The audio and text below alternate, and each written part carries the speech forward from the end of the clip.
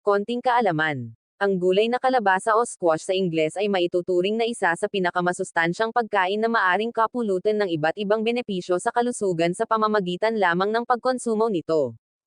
Ang kalabasa ay may natatanging matamis na lasa. Binubuo ito ng mataas ng komposisyon ng antioxidant at potassium, at mababang komposisyon ng carbohydrates at sodium.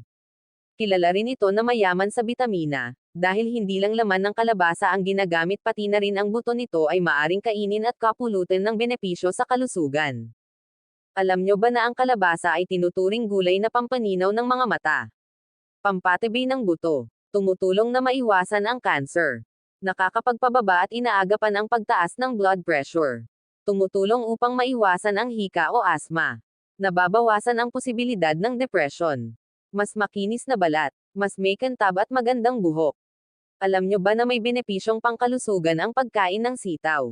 Ang sitaw o green beans ay mapunong-puno na ng nutrients tulad ng vitamins at minerals.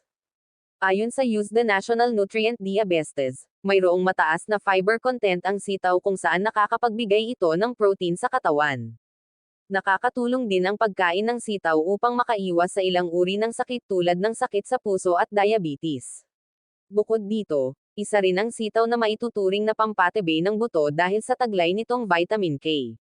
Ayon sa mga eksperto, ang sitaw ay maraming nutrisyong taglay ngunit hindi ito alternatibong gamot sa anumang uri ng sakit. Kung hindi ka pa nakapag-follow sa akin, ipa-follow nyo ako at mag-iwan ng bakas sa comment section. Thanks for watching.